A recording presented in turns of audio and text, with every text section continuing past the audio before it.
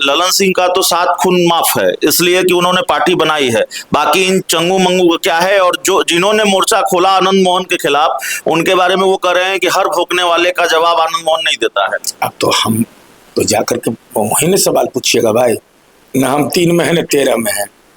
सीधा मेरा कहना है कि माननीय आनंद मोहन जी को ये बार बार कहा जाता है और सरकार को ग्रिल किया जाता है, क्या भाई नियम में संशोधन करके आपने छोड़ दिया। अरे भाई सामान्य प्रक्रिया क्या है? परिहार बोर्ड तय करता है और परिहार बोर्ड यह तय कर देगा कि इसको छोड़ दो तो छूट जाएगा, जब तक कोर्ट की सहमति नहीं हो। ई वाला पार्ट को छिपा लेता है लोग। क्या नीतीश कुमार जी पर आरोप लगाने के लिए एक नया चीज तय कर देता है। और युवा समता पार्टी के राष्ट्रीय अध्यक्ष रहे, हमको स्मरण है, उस समय हम लोग प्रदेश के प्रधान महासचिव थे, भीम सिंह अध्यक्ष थे।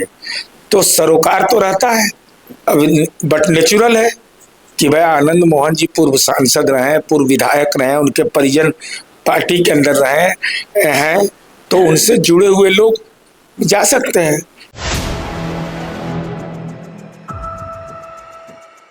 नमस्कार, आप देख रहे हैं 4 PM और मैं हूं अभिषेक मिश्रा। देखिए, इस वक्त हमारे साथ जनता दल यूनाइटेड के मुख्य प्रवक्ता और पार्टी के वरिष्ठ नेता, पूर्व मंत्री बिहार सरकार के नीरज कुमार हैं। और सर, बिना किसी भूमिका के सवाल यह है कि पूर्व सांसद आनंद मोहन मानने को तैयार है नहीं, और कल भी उन्होंने बिल्कुल निशाना साधा है पार्टी के कई नेताओं पर। भाई इस हिंदुस्तान के अंदर आजादी है कि नहीं? जब उन्होंने खुद कहा है कि हम जनता दलियों में हैं नहीं, तो उनके बयान पर इतना विवाद की जरूरत क्या है? क्या माननीय सांसद लवली आनंद जी ने बयान दिया? माननीय विधायक चेतन आनंद जी ने बयान दिया? भाई कहीं नहीं, ये कारण ये प्रकरण है जनता दलियों में। जब खुद उन्होंने कहा है कि हम जनता दलियों में हैं नहीं, तब बयान देने से कोई रोक सकता है किसी को? क्यों रोकेगा? वो अपनी भावना व्यक्त कर रहे हैं। नहीं, वो कह रहे हैं कि ललन सिंह का तो 7 खून माफ है, इसलिए कि उन्होंने पार्टी बनाई है।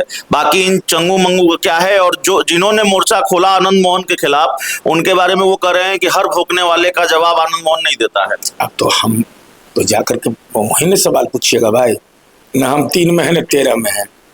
सीधा मेरा कहना है कि माननीय आनंद मोहन जी को ये बार बार कहा जाता है और सरकार को ग्रिल किया जाता है, क्या भाई नियम में संशोधन करके आपने छोड़ दिया। अरे भाई सामान्य प्रक्रिया क्या है? परिहार बोर्ड तय करता है और परिहार बोर्ड यह तय कर देगा कि इसको छोड़ दो तो छूट जाएगा, जब तक कोर्ट की सहमति नहीं हो।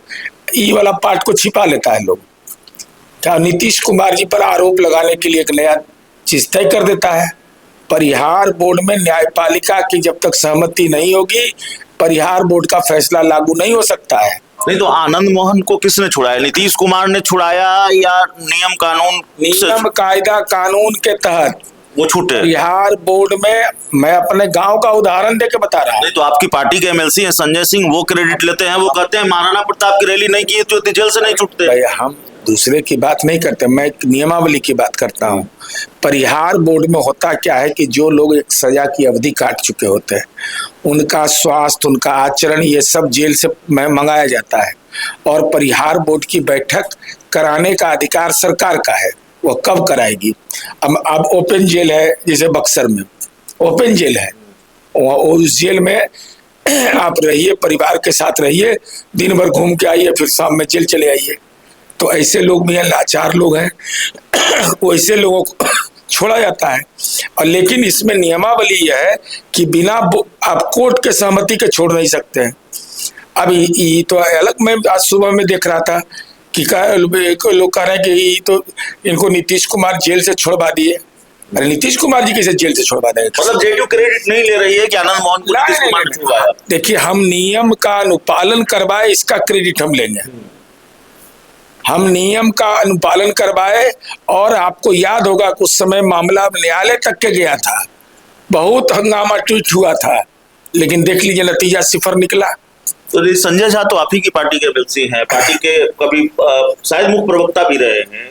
वो कह रहे हैं कि उन्होंने कहा है कि अगर हमने महाराणा प्रताप की रैली न की होती तो वो जेल से नहीं छूटते। हम वो कंटेस्ट नहीं बता सकते, मेरा वो अधिकार नहीं है। हम केवल परिहार बोर्ड का नियमावली जो गृह विभाग का वह बता रहे हैं, और राजनैतिक रूप से नीतीश कुमार जी को अपमानित करने का जो अभियान चलता है ना, कि भाई क्यों नीतीश कुमार जी ने यह काम किया। अरे नीतीश कुमार जी की सरकार में परिहार बोर्ड की बैठक हुई, परिहार बोर्ड में कोई डिस्ट्रिक्ट जज रहते हैं, एक रिटायर्ड डिस्ट्रिक्ट जज या को रहते हैं, गृह सचिव रहते हैं, सारे पदाधिकारी रहते हैं। तो वहां नीतीश कुमार जी प्रतिनिधि बन के गए थे, भेजे थे कि हमारा नॉमिनी रहेगा, और उसका फैसला कोर्ट को भेजा जाता है, और कोर्ट जब तक सहमति नहीं देगा तो कोई माया नहीं लगना है। आनंद मोहन कह रहे हैं कि वक्त आने पर बता देंगे, अभी से क्या बताएं हम, क्या हमारे दिल में है। अरे भाई, तो ये तो पुराना ये सब ये है, तो अपना वो अपनी भावना को व्यक्त करने का तरीका है हर आदमी का, और ये उनका निजी अधिकार है। पार्टी भी बना सकते हैं, क्यों नहीं बना सकते? पार्टी उन्होंने बनाया बिहार पीपुल्स पार्टी बिहार में, इस पार्टी बनाने में रोक थोड़ी ही है। मैं ये सारे सवाल आपसे इसलिए पूछ रहा हूँ, पहले भी हमने आपसे पूछा है, और जेडीयू से ये सारे सवाल इसलिए पूछे जाते हैं क्योंकि जेडीयू के कई नेता निशाने पर हैं। लेकिन एक बहुत दिलचस्प चीज मैंने कल देखी, पटना एयरपोर्ट पर जब आनंद मोहन आए, तो अगर मैं ठीक हूँ, हमने देखा कि आनंद मोहन जिस गाड़ी से पटना एयरपोर्ट से अपने घर पहुंचे या चेतन आनंद के सरकारी आवास पहुंचे, वो गाड़ी पार्टी के जनता दल यूनाइटेड के किसी पदाधिकारी की थी, उस पर बोर्ड लगा था प्रदेश उपाध्यक्ष या प्रदेश महासचिव। और हमने देखा कि आनंद मोहन के काफिले में कई गाड़ियां थी जिसमें जेडीयू का झंडा लगा हुआ था। तो इसका मतलब पार्टी में सब कुछ ठीक नहीं है, जेडीयू के भी बहुत से लोग आनंद मोहन के साथ हैं। जनता दल यू में उनके परिजन एमपी है, एमएलए है जी, और युवा समता पार्टी के राष्ट्रीय अध्यक्ष रहे। हमको स्मरण है, उस समय हम लोग प्रदेश के प्रधान महासचिव थे, भीम सिंह अध्यक्ष थे। तो सरोकार तो रहता है, बट नेचुरल है कि भाई आनंद मोहन जी पूर्व सांसद रहे, पूर्व विधायक रहे, उनके परिजन पार्टी के अंदर रहे हैं, तो उनसे जुड़े हुए लोग जा सकते हैं। लेकिन अब कौन लोग गए, कोई पार्टी ने तो सर्कुलर नहीं जारी किया कि आप नहीं जाइए, किसी को रोक भी नहीं है, तब इसका कोई राजनीतिक अर्थ नहीं निकलता। डॉक्टर अरुण कुमार को तो मना लिया, आनंद मोहन को मना पाएंगे कि नहीं मना पाएंगे, या मनाने में कोई दिलचस्पी है कि नहीं है? अरे भाई, ना हम उनको मनाए, ना हमको मनाने का दायित्व है, हम तो जनता को मनाने में लगे रहते हैं। तो चलिए, हमारे साथ नीरज कुमार थे। एक सवाल और है, जो पूर्व डिप्टी सीएम है और मौजूदा कृषि मंत्री हैं विजय सिन्हा, उनको लेकर, और उससे फिर ये सवाल उठता है, उन्होंने जो कुछ भी कहा है उससे सवाल उठता है कि क्या वाकई सरकार भ्रष्टाचार को लेकर गंभीर है, और नीतीश कुमार ने जो कहा, लगातार कहा कि क्राइम, करप्शन और कम्युनिज्म से समझौता नहीं करते, क्या वाकई उसको लेकर सरकार गंभीर है, मौजूदा सरकार भी, पिछली सरकार भी? क्योंकि विजय सिन्हा ये कह रहे हैं कि हम जब भी बेईमानों के खिलाफ कार्रवाई करते हैं, हमारा विभाग ही बदल दिया जाता है। ये तो अधिकार क्षेत्र हमारा है नहीं, ये अधिकार क्षेत्र है माननीय मुख्यमंत्री सम्राट चौधरी जी का और उनके दल का। और अगर भ्रष्टाचार पर कार्रवाई नहीं होती तो 14 जो सीओ कल नपा है, ये रामायण पढ़ने में गया है सब।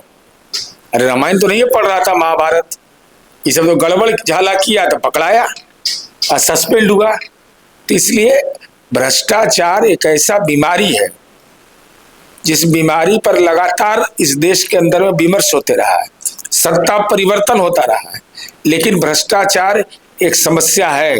अब इस पर जितना तेजी से हमला करिएगा वो आपको सुकून देगा, लेकिन उस पर जीरो टॉलरेंस की नीति चलेगी। तो हमारे साथ पूर्व जेडीयू के मुख्य प्रवक्ता नीरज कुमार थे। इस पूरी रिपोर्ट में इतना ही, बहुत बहुत धन्यवाद।